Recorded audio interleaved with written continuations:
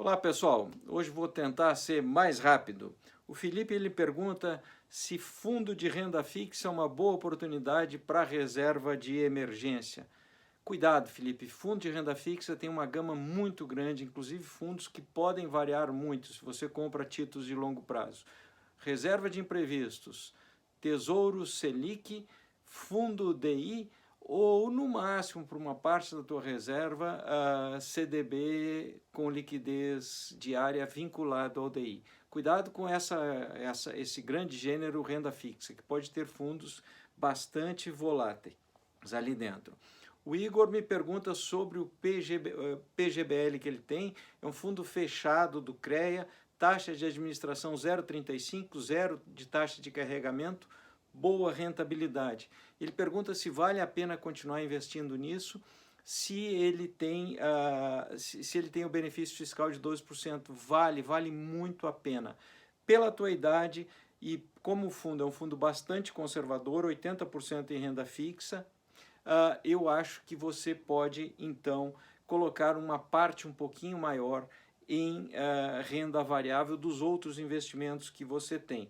Eu coloquei na sequência uma pessoa que me faz uma pergunta sobre plano de previdência que não tem a menor ideia de onde que ela colocou. As pessoas compram o plano de previdência sem saber se pagam taxa de carregamento, aonde que aplica, qual é a taxa de administração, se é PGBL ou VGBL. Cuidado, gente, comprar um plano de previdência é algo que precisa ser pensado.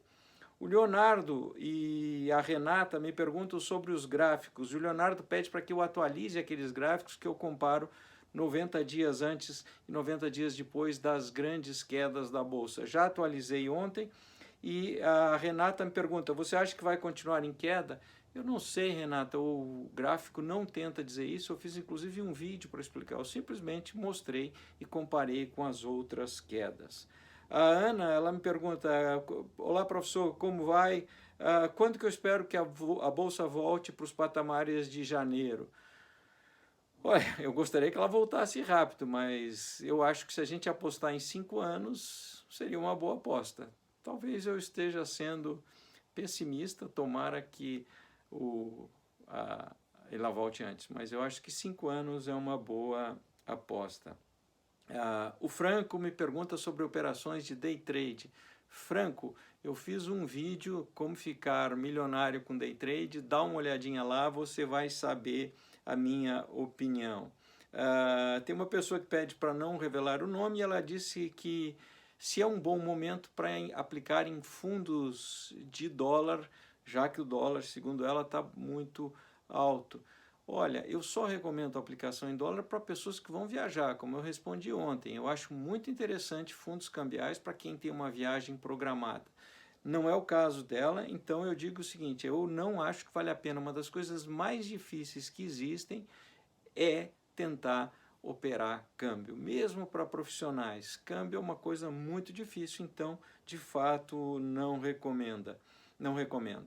O Max Garcia, ele disse que conheceu o meu perfil por indicação do Gustavo Cerbasi, que é o mentor dele. Eu acho que você tem um ótimo mentor, eu gosto muito do Cerbasi. O Cerbasi fez o prefácio do primeiro livro, A Árvore do Dinheiro.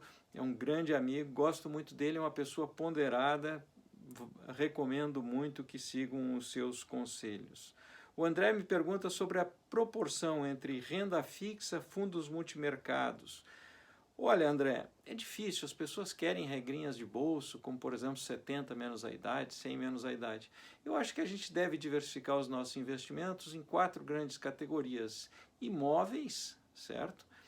Ou fundos imobiliários, ações, fundos multimercado, e aí você pode colocar uma outra classe, que aqui no teu caso você fala em renda fixa, ou títulos públicos de prazos mais longos. Agora, essa proporção é depois da reserva de imprevisto. Reserva de imprevisto, Tesouro Selic, Fundo DI ou CDB vinculado ao CDB com liquidez diária vinculado ao DI. É isso aí por hoje, pessoal. Muito obrigado e até a próxima. Continue mandando as perguntas.